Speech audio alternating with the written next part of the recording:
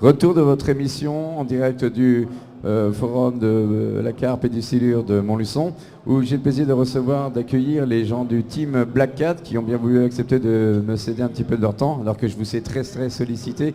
Merci messieurs d'être venus, et je vais vous laisser vous présenter les uns pour les autres, en commençant peut-être par toi, si tu veux bien te présenter en quelques mots. Voilà, moi je m'appelle Xavier Vella, je fais partie de la team Black Cat depuis le début de la création de la marque en 2008. Voilà, je suis un pêcheur de silure depuis une vingtaine d'années. Tous les trois, on est des pêcheurs sponsorisés en fait. Bien prêt. Damien. Ouais, bonjour à tous, Quelle je voix. m'appelle Damien Modrac. Donc j'ai participé aussi au film de Marc, comme on a pu le voir sur l'image de présentation. Je suis membre actif du Black Cat Team et je suis originaire de la région lyonnaise. Et ensuite, nous avons le plaisir d'accueillir. Bonjour, Yonalu Ketara, à Camarguais. Bonjour. Donc membre effectivement de la team Black Cat et membre de l'association Silurus Glanis qui œuvre pour le silure. Silurus Glanis, un petit mot d'ailleurs concernant ce forum associatif, vraiment un des tout premiers précurseurs dans le milieu qui réunit maintenant beaucoup de monde. Ah oui, Silurus Glanis avant tout c'était un site internet, c'est toujours un site internet. Donc au début ça a été le premier site silure sur la toile. Donc ça depuis 1997 en fait. Et puis ensuite en 2008, Silurus Glanis s'est créé en association, donc loi 1901. Et aujourd'hui il y a presque 200 membres inscrits, plus sur le forum environ 3000 membres. D'accord, je te retiens encore pour que tu nous dises quelques mots sur la société Black Cat elle-même et de son fondateur Stéphane. Voilà. Alors Stéphane Seuss n'est pas le fondateur de la société Black Cat, mais c'est par contre le responsable de la gamme produits Silure. Voilà, donc Black Cat c'est une marque de la société Zebco Europe, basée en Allemagne. Le groupe Zebco. Voilà, le groupe Zebco, basé en Allemagne, à Tollstadt. Et Black Cat c'est la gamme Silure qui est née en 2008.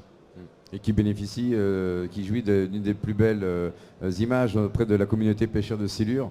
En France, c'est vrai que les marques sont encore peu nombreuses, de nouvelles se lancent, vous suivent, ça va être probablement copié, mais vous répondez en permanence en nous proposant toujours plus de nouveautés. Qui nous parle du premier produit que vous nous avez amené? Bon, je pense qu'on peut parler des cannes justement, Évidemment. qui est la grande nouveauté pour nerf de la 2012. guerre. Donc on va vous présenter deux modèles qu'on a amenés sur le plateau. Donc le premier modèle c'est la LS en 180. Donc c'est une canne qui est destinée aux pêches au fireball en vertical. D'accord. Donc qui s'utilise avec des petites verticales comme on a amené aussi sur le plateau. On va les mettre en valeur. Donc c'est des petites têtes qui sont pêchées, qu'on va amener au ras du fond en fait pour présenter au silure dans sa zone d'activité. Donc c'est des cannes qui sont relativement puissantes. Pourtant quand on les regarde comme ça, elles font fines, mais elles ont une très très grosse réserve de puissance. Donc Xavier va vous montrer un petit peu l'action de la canne, au niveau du travail dans le combat. Et on y va franchement. Ça permet de bien voir que la canne travaille vraiment jusqu'au talon. Le porte-moulinet, ouais, impressionnant. Ouais, on voit que Lionel il tire dessus, hein, parce que connaissant le Lascar, c'est quelqu'un qui ne se laisse pas faire. Donc, faut dire qu'il a aussi une belle pièce en face aussi. Xavier est costaud. Ouais. Peut-être que Bruno Sud pourrait nous rejoindre pour faire un essai en réel, un vrai crash test. L'autre canne, d'ailleurs, ce qu'on note aussi, c'est cette cosmétique, ces couleurs qui sont proposées. Ouais, c'est vrai que le coloris jaune et noir, donc sont les couleurs de Black Cat. L'identité, oui. Voilà, l'identité de la marque. Et donc là, je vais vous laisser parler un petit peu Xavier à ma place. À son tour. Voilà, c'est vrai que les dernières cannes de la gamme, donc la série 2012, c'est une série jaune. Là, on voit un prototype de la canne Funstick. Donc ça, c'est la Funstick Collector. Donc c'est une canne qui reprend un petit peu les caractéristiques de la canne historique fun stick, mais qui a été un petit peu renforcé en termes de puissance. Voilà. Mais toute la série jaune est destinée à la pêche en verticale. Il y a un modèle pour la pêche à la bouée, mais il y a 4 cannes pour la pêche en verticale. Donc la plupart des nouvelles cannes seront de toute façon dans cette livrée de ces coloris. La plupart de l'ensemble de la gamme maintenant reprend cet esprit. Cette idée. Oui, toutes les cannes de la série 2012, toutes les dernières cannes, les dernières nées, elles sont jaunes. Et Damien nous présente juste ici donc en gros plan ces nouveaux hameçons, ces nouveaux montages. En fait, voilà la grande mode à l'heure actuelle, donc le fireball comme on a évoqué. Donc en fait le principe, un plomb devant un petit poisson à pas, Oui. qui s'étalonne entre 50 et jusqu'à 200 grammes suivant la puissance du courant. Méchamment armé. Voilà, donc le principe des hameçons effectivement robustes. L'hameçon simple, il a une particularité, c'est un cercle hooks, dérivé un peu des pêches du tarpon, avec la pointe renversée, inclinée vers le bas. Pourquoi cette pointe? En fait, c'est elle qui va maintenir le vif. On évite ainsi de mettre une pastille devant et de perdre le petit poisson à pas. Voilà, que le vif, en élargissant un peu Voilà. la plaie, phase de remets, finisse par Effectivement. glisser le long de... Voilà, tout à Voilà, fait. tout On à a fait. souvent le problème et donc il a tendance à se sauver. Donc ensuite un bas de ligne relié directement au niveau de la base de l'hameçon. Quel Simple. matériau le bas de ligne? Parce que je vois que c'est d'une épaisseur quand même. Pardonnez c'est le une pauvre carpiste que je suis des bases. C'est une tresse. Pas ce que j'utilise habituellement. C'est une tresse de 300, un peu plus de 300 livres à l'heure actuelle. Voilà, c'est effectivement surdimensionné mais nécessaire pour résister à l'abrasion des dents du silure. De toute façon, on connaît les silures, quelques-uns ont pu voir les attaques de ces poissons-là, ne font pas dans le détail, dans la finesse. C'est pas ce petit bout de brin Effectivement. qui Donc, va l'arrêter. il est même conseillé de mettre une empile au-dessus de même diamètre pour résister, parce qu'ils ont tendance à avaler complètement le montage. Et puis un hameçon triple renforcé. Voilà. Le petit plus aussi, un montage, une articulation au niveau de l'hameçon simple qui va effectivement atténuer les coups de tête du petit poisson, éviter les déchirements. Et puis en plus, peut-être aussi pour éviter que cette grosse plombée n'entrave l'action de l'hameçon, ça laisse vraiment toute l'ouverture libre de ce côté-là. Exactement, ouais, tout à fait. Voilà. Encore quelque chose de très bien pensé apparemment. Damien, tu veux revenir peut-être sur Moi je vais juste parler comme disait Lionel, parce que pour ceux qui ne connaissent pas trop la fireball, que l'hameçon, le circle hook en fait est passé par la narine du poisson. Donc ce circle est passé par la narine du poisson, voilà, on passe par la narine. Et le triple en fait vient se positionner sur le dos du poisson en fait, au niveau de la nageoire dorsale. D'accord. Donc voilà, c'est la position idéale pour le montage fireball. Et là, c'est pour armer des vifs de quelle taille à peu près? Là on est sur des vifs qui vont faire entre 15 et 20 cm. D'accord. Voilà. Et Xavier? Voilà. Je voulais juste rajouter que concernant la technique fireball, cet après-midi à 16h45, on va projeter un film fait avec l'association Silurus Glanis et en partenariat avec le magazine de pêche La Pêche et les Poissons. Donc on va passer ce film qui est basé uniquement sur la technique fireball dans le fleuve Rhône. Voilà, donc on verra. Mon fleuve préféré. Voilà, J'habite donc, pas loin. T'habites pas loin. Et sûrement, c'est le plus puissant des fleuves français, c'est un fleuve mythique. Donc, on pourrait presque dire un de ceux, si ce n'est celui par lequel toute cette histoire a commencé. On veut avec ce fameux Jean-Claude qui exactement. nous ravissait il y a déjà 20 ans des images. Les images ont 20 ans. Lui, il a commencé il y a plus longtemps que ça. Oui, bien sûr. Jean-Claude Tanzilli, ses premières captures, elles datent de 1982, donc ça fait une trentaine d'années. Et c'est vrai que c'est le bassin du Rhône où tout a commencé, puisque la Seille, la Saône sont des affluents directs ou indirects du Rhône. En tout cas, je vous félicite parce que je l'ai fait défiler en même temps. Il y a une qualité de photo. Il y a un certain professionnalisme aussi qui transpire là-dedans. Bravo. On s'améliore d'année en année. Puis on a la chance d'avoir au sein de la sauce Silurus Glanis Marc Bracelet qui est au niveau technique vraiment très fort. Ouais, tu m'as confié très gentiment 2 teasers de vidéos que tu m'as fait parvenir, qu'on va diffuser ensuite après notre entrevue, parce qu'on va peut-être s'accorder un petit moment pour les déjeuner. Et c'est vraiment un régal des yeux. Vous avez fait ça avec une équipe, regardez un petit peu l'action des cannes. Et bravo. Impressionnant quand même. Là, on saisit vraiment l'ampleur, l'intensité du combat. C'est sûr que bon, la tendance actuelle sur la pêche aux silures, c'est de pêcher avec du matériel de plus en plus léger. On pêche les plus gros poissons d'eau douce de nos latitudes.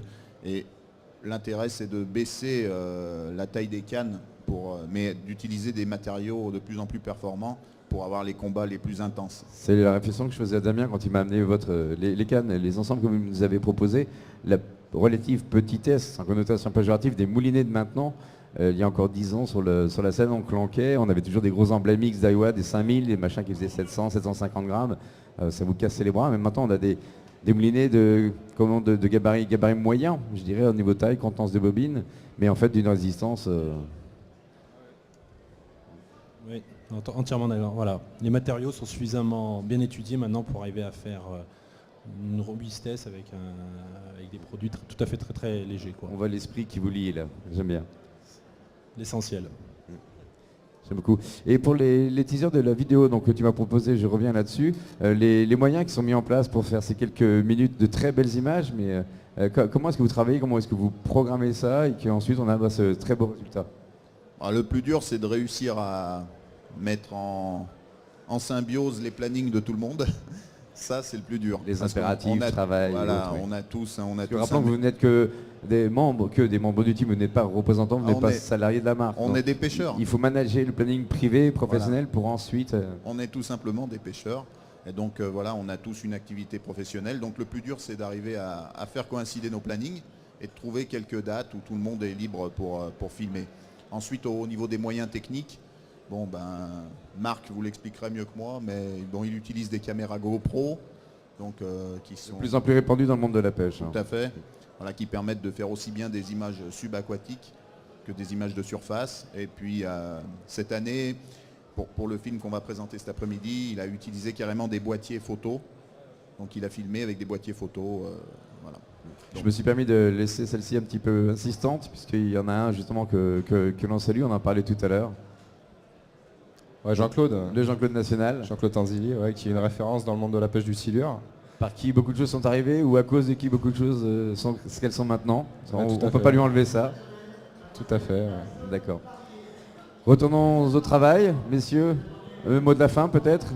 Comment est-ce que vous voyez vous avez vécu vous vraiment le boom du silure? Est-ce qu'on en est au bout? Est-ce que ça continue de prendre cet essor? Est-ce que de plus en plus de fans?